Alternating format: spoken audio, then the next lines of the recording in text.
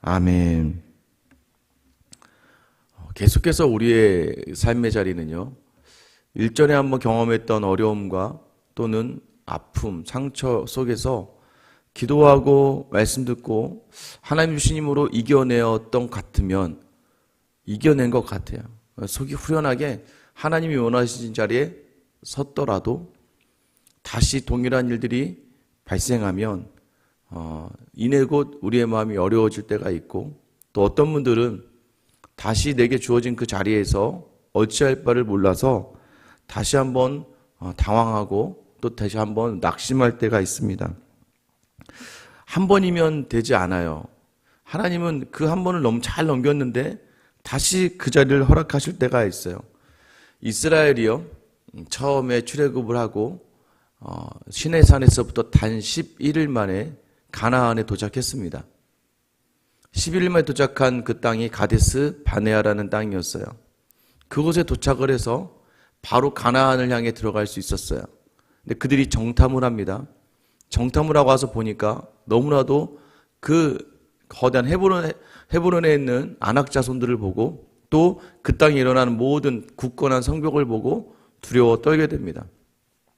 그래서 하나님께서 그들의 겁과 그들의 불평 속에서 40년을 광야 세월을 보내게 하세요. 자, 그런데 하나님은요, 다시 또 40년 후에 가데스 바네아에 이르게 하십니다. 우리의 삶의 자리가요, 믿음의 자리가 그 믿음의 선을 통과하지 않으면 또다시 그 믿음의 자리에 서게 된다는 걸 아셔야 돼요. 그때 어떻게 해야 됩니까? 그때는 믿음으로 돌파해 나갈 수 있어야 돼요. 오늘 또 다윗에게 동일한 시험이 또 주어집니다. 예전에 못했던 시험을 다시 그 자리에 줘서 나가게 하실 때도 있고, 또 때로는 예전에 충분히 가능했던 일들인데 시간이 흘러서 다시 그 자리에 서서 이전과 같은 믿음으로 그것을 반응할 수 있는가를 보실 때가 있다는 거예요. 오늘 1절 말씀 보면은 10사람이 기브아에 와서 사울에게 말하 이르되 다윗이 광야 하길라산에 숨지 아니하였나이까 하매. 여러분, 사울이 지난번에 다윗이 사울을 살려줘서 보내줬습니다. 그럼 이제 그만 쫓아야 되는데 10사람, 그 10지방에 다윗이 숨은 것 같아요. 사람들이 막 와서 또 사울에게 다윗이 나타났습니다 라고 이 얘기 하자마자 2절 말씀 보면 사울이 일어나 10광야에서 다윗을 찾으려고 이스라엘에서 택한 사람 3,000명과 함께 10광야로 내려가서. 여러분, 사울은 어떻게 반응합니까? 즉각적으로 죽이려고 반응을 해요. 우리 삶의 자리에서요, 이 트라우마가 있어요. 사람에게 꽂히고 환경에 꽂히면요, 여러분 괜찮은 것 같다가도 정말 괜찮지 않게 될 때가 있어요. 자녀도 마찬가지입니다. 자녀와의 관계 속에서 어려움이 생겼는데 그 어려움의 문제가 나중에 또 발생하면 이전에 잘 넘겼던 자리는 다 있고 다시 또 내 안에 분이 일어나고 화가 일어나고 불평과 원망이 일어날 때가 있어요. 사울이요, 다윗이 살려줬어요. 다윗아, 네가 왕이 되거든 나의 가족들을 기억해줘라 라고까지 부탁까지 하고 맹세까지 받았어요. 그런데 또 다윗이 나타났다는 이야기를 듣자마자 3,000명을 이끌고 다윗을 치기로 나아옵니다. 사울과 사울의 신하들이 한 곳에 진을 치고 이제 사울이 그 중심에 누워서 자게 됩니다. 아마 이전의 교훈을 삼아서 사울이 누웠던 자리를 둘러서 백성들이, 군사들이 다 진을 치고 있었던 거예요. 다윗이 이것을 봅니다. 6절에 보면 이에 다윗이 햇사람 아히멜렉과 수르야의 아들 요압의 아우 아비새에게 물어 이르되 누가 나와 더불어 진영에 내려가서 사울에게 이르겠느냐 하니 아비새가 이르되 내가 함께 가겠나이다. 밤에 몰래 그곳에 가게 됩니다. 그리고 정말 이 둘이요, 자고 있는 사울 곁에 도착을 해요. 그러자 이제 또한 다윗에게 또 똑같은 시험의 자리가 일어납니다. 8절에 보면 아비새가 다윗에게 이르되 하나님이 오늘 당신의 원수를 당신의 손에 넘기셨나이다. 그러므로 청하오니 내가 창으로 그를 찔러서 단번에 땅에 꽂게 하소서. 내가 그를 2번 찌를 것이 없으리이다 하니.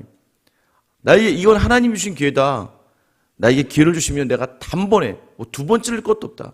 한 번에 내가 사울을 죽이겠습니다 라고 이야기하죠. 그런데 여러분, 사울 곁에 온 다윗은 사울을 죽이러 온 것이 아니었던 것 같아요. 9절에 보면 다윗이 아비새에 이르되 죽이지 말라. 누구든지 손을 들어 여호와의 기름 부음을 받은 자를 치면 죄가 없겠느냐. 여러분, 기름 부음 받은 자를, 하나님께서 택한 사람을 내가 친다면 그 죄가 나에게 없겠느냐라고 하는 것이죠. 10절 보세요. 다윗이 또 이르되 여호와께서 살아계심을 두고 맹세하노니 여호와께서 그를 치시리니 혹은 죽을 날이 이르거나 또는 전장에 나가서 망하리라. 그럼 나중에 이 말대로 사울은 블레셋과의 전쟁에서 죽게 됩니다. 여러분이 놓치지 마셔야 될 게 있어요. 나의 마음을 어렵게 하고 힘들게 하는 모든 그 자리, 여러분 그 자리에서요, 혹여나 나를 힘들게 하고 어렵게 하는 대적의 자리가 있다면 여러분 그 사람들을 안타까움으로 바라볼 수 있어야 되는 게 뭐예요? 하나님의 사람인 나를 건드리면 내가 굳이 그 사람을 헤아려 하지 않아도 하나님이 치신다. 여러분, 하나님의 완전한 문제 해결의 자리에서 여러분이 설 줄 알아야 돼요. 근데 우리는요, 가끔 내 의와 내 혈기로 그 자리를 내가 막 해결하고자 하다가 오히려 더 번거롭게 하거나 오히려 더 악화시키거나 때로는 온전히 더 문제가 꼬여서 어려움에 당할 때가 있고, 여러분 이렇게 생각하시면 돼요. 복수는 복수를 낳는 거예요. 그 복수를 낳고 또 복수는 복수를 낳는 거예요. 누군가 나의 마음을 감정을 상하게 했을 때 내가 다시 그 상한 감정으로 그 사람을 내 힘으로 또는 내가 할 수 있는 최선을 다해서 그 사람을 아프게 하고 힘들게 하면 여러분들 그 사람 안에 또 이 감정이 더해져서 나를 대하고 나의 어떤 순간에 또다시 나에 대해서 좋지 않은 마음과 감정으로 대하겠죠. 끊임없이 왔다 갔다 하는 거예요. 이 핑퐁 게임이 되는 겁니다. 그럼 서로가 계속 죽을 것 같은 거예요. 부부관계도 그러지 않습니까? 아내에게 남편에게 서로 어떤 좋지 않은 일이 있어 툭 던진 말 한마디가 불씨가 돼서 사실 그때 누군가 한 명이 딱 한마디 하면 끝나요. 아 그렇구나, 그렇게 생각할 수도 있겠네. 아 미안해, 내가 그 마음을 헤아리지 못했네. 여러분 이것도 제가 부부 학교할 때 얘기했어요. 아내가 막 이렇고 저렇고 막 그래. 그럼 남편들이 보통 뭐라고 했어요? 아 됐어, 조용히 해. 아 그만해. 이렇게 하다가 이제 부부싸움이 커지는 거죠. 또 남편이 와서 뭐 직장과 사업이 어렵게 힘드네 이렇게 얘기하는데 아내가 뭐라고요? 너만 힘드냐? 나도 힘들지. 다 힘든 거야 다. 세상에 안 힘든 일이 어딨어. 여러분 이렇게 얘기하면 또 싸움이 커지는 거죠. 그때 만약에 그 부정의 마음을 담았을 때 우리가 한마디 당신이 그렇게 생각할 수 있겠네. 그래 충분히 그렇게 생각할 수 있지. 그렇군, 맞아. 또는 힘들었겠다, 어려웠겠다, 그래도 힘내 하면 끝나는 거예요. 근데 내가 던진 말을 가지고 받아서 서로 하다가 이 불화가 커지다가 결국에는 뭐 며칠 몇 날 또 몇 달을 서로 불편한 가운데 있게 되는 것이죠. 그때 한 명의 누군가가 미안해 하면 되는 거예요. 근데 여러분 그 미안해가 쉽지가 않아요. 인간의 힘으로 그것을 하려고 하다가 여러분 다 무너지게 됩니다. 근데 오늘 다윗이 뭐라고 이야기합니까? 하나님의 살아계심을 두고 맹세하노니. 다윗은요 모든 이 서러움과, 여러분 얼마나 서럽겠습니까? 장인이 나를 죽이려 해. 장인이 나를 쫓아. 그리고 내가 지난번에 살려줬어. 그런데도 또 나를 죽이러 와. 우리 같았으면 이제는 안 봐주죠. 한 번은 봐주는데 두 번은 어림도 없지 하면서 충분히 그 자리 사울을 죽일 수 있고 내 마음과 내 힘으로 깰 수 있어요. 그런데 다윗은 하나님께 이 마음을 드리는 거예요. 하나님이 하실 거야. 내가 지금 억울하거든. 그런데 하나님이 기름 부은 저 사람 하나님이 하실 거예요. 그래서 여러분 성도를 대하실 때는요, 믿지 않는 사람을 대할 때는 잘 모르겠지만 성도를 대할 때는 나를 괴롭히는 성도가 있거든. 여러분 선으로 악을 이기시되 하나님이 그 사람을 치실 거예요. 그러니 오히려 더 여러분이 그 사람이 나에게 해코지하지 않도록 우리의 손으로 그 사람을 더 악을 행하지 않도록 여러분 그 사람을 담아주셔야 되지 않겠습니까? 그게 생명을 살리는 길이라는 걸 아셔야 돼요. 여러분 여전히 여러분을 아프게 하고 힘들게 하고 지치게 하고 있는 사람들이요, 여러분 우리의 손보다 더 크게 일하시는 하나님을 신뢰하면서요, 여러분 삶의 자리에서 입과 말과 행동으로 범죄하지 않게 되기를 축원합니다. 여러분 다윗이 어떤 일을 행합니까? 11절 내가 손을 들어 여호와의 기름 부은 자를 치는 것을 여호와께서 금하시나니 너는 그의 머리 곁에 있는 창과 물병만 가지고 가자 하고, 죽이지 말고 창과 물병만 가지고 가세요.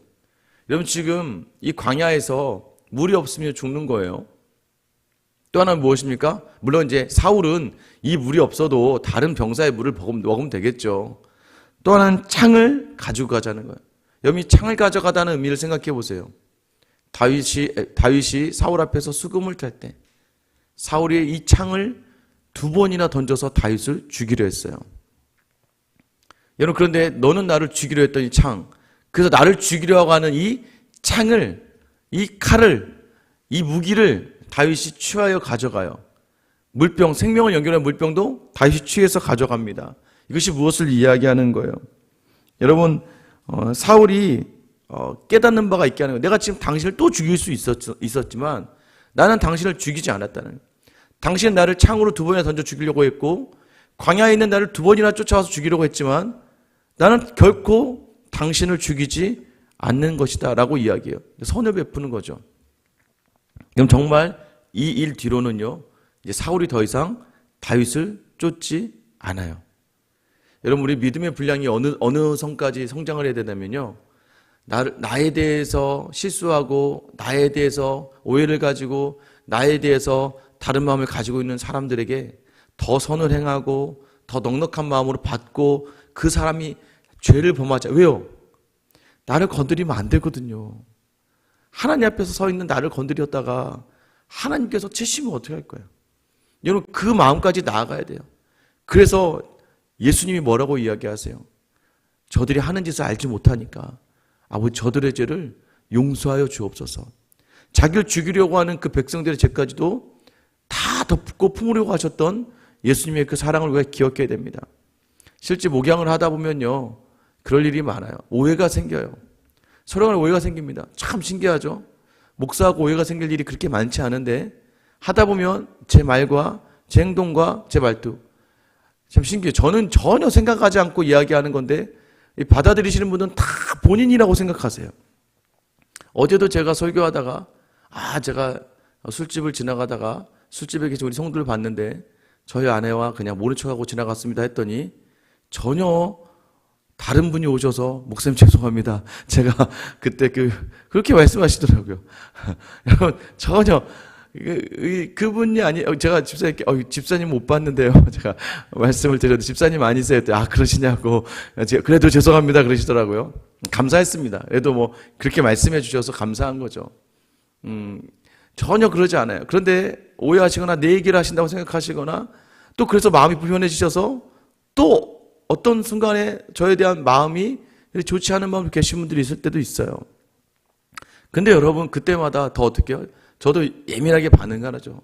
혹여나 저 때 불편하신 분들이 있으면 그때 더 선을 행하려고 하고 더 가서 말을 나누려고 하고 더 가서 저의 마음을, 그러니까 상대방의 오해를 풀려고 제 나름의 노력을 많이 합니다. 그리고 또 너무 또 그렇다고 해서 막 너무 가서 막 이런 얘기를 하다 보면 여러분 또 그것 또한 너무 오버하는 거죠. 적당한 선에서 제가 할 수 있는 최선을 다해요. 왜요? 상대방이 죄를 범하지 않게 하기 위해서. 여러분의 자리가 그 자리까지 나아갈 수 있게 되기를 축원합니다. 더 이상 죄범하지 않도록 그 영혼이. 여러분 근데 이게 가능한 이유가 무엇입니까? 12절 보세요. 같이 한번 읽어볼게요. 시작. 다윗이 사울의 머리 곁에서 창과 물병을 가지고 떠나가되 아무도 보거나 눈치채지 못하고 깨어있는 사람도 없었으니 이는 여호와께서 그들을 깊이 잠들게 하셨으므로 그들이 다 잠들어 있었기 때문이었더라. 여러분 하나님이 지금 다 잠들게 하셨기 때문에 다윗이 다녀왔다는 거예요. 이 얘기는 뭐예요? 너 어떻게 하나 보자. 하나님이요 보신다는 거예요. 너 이제 다음 단계로 가도 되는 건지 아니면 또 다시 이 단계를 또 다시 실행해야 될지 또 봐야겠다. 하나님이 지금 개입하지 않는 것처럼 보이시나 다윗에게 또 시험의 자를 주는 거예요. 여러분 오늘도 그렇고 이번 한 주도 또 여러분에게 시험의 자리가 왔습니다. 지난주 혹시나 기도하고 말씀 듣고 이겨내셨는 그 자리가 또 와요. 여러분 오늘 여러분이 그 자리에서 또 무너지지 않게 되길 원해요. 하나님이요 또 다시 보시는 거예요. 우리를 시험하시는 거예요. 우리의 믿음의 분량을. 그래서 다윗이 하나님 마음에 합한 자다라는 이야기는요, 다윗이 하나님께 모든 것을 드리고 하나님의 존재를 늘 인정하고 숨어 계시는 것 같지만 역사를 주관하신 하나님을 붙들고 있었다는 거예요. 이번 한 주 또 가정의 달입니다. 오늘 또 어버이날이죠. 부모님과의 관계 속에서 어려움이 있었던 것들 누구에게 던져야겠습니까? 하나님에게 내어드리고 내가 할 수 있는 선을 행하고, 혹여나 부모님에 대한 어려운 마음이 들 때마다 옆에 계시지 않다면 주변에 여러 성도님들 중에 나이가 많으신 성도님들을 돌아볼 수 있고, 또 더 나아가서는 여러분 가족의 달이잖아요. 또 이번 지난 어린이 주일날 또 자녀와의 관계 속에서 못한 것이 있다면 다시 해낼 수 있는 자리, 또 여러분의 그 상한 마음과 서운한 마음과 서러운 마음을, 또 남편과 아내에게 있던 그 마음들을 하나님에게 드리세요. 여러분 그럼 참 편해요. 왜 편하냐면요, 남편과 아내를 보고 자식을 보면 이쁜 게 하나도 없어. 그런데도 하나님 때문에 하는 거니까 할 수 있어요. 나한테 한 걸 보면 못하겠는데 나한테 행하신 하나님의 일을 보니까 남편에게 선을 행하고 아내에게 선을 행하고 자녀를 사랑으로 품을 수 있는 거예요. 그럼 여러분 지금 이 자리에서는 또 내가 바보 같고 내가 미련해 보이고 왜 맨날 나만 이렇게 손해보고 왜 맨날 나만 이렇게 손을 내려놔야 되나 생각하지만, 여러분 하나님께서 반드시 갚아주십니다. 이 믿음으로 여러분 나아가서 여러분 반드시 보게 되실 거예요. 흔들리지 마세요. 여러분 염려와 근심하지 마세요. 우리 하나님은요 철저하게 사랑 이전에 공의예요. 반드시 행한 대로 갚아주시는 하나님이심을 기억하며 오늘 하나님의 주권을 인정하는 그 시험의 자리를 하나님을 담아내며 넉넉하게 승리하는 저와 여러분 되시길 예수님의 이름으로 축원합니다.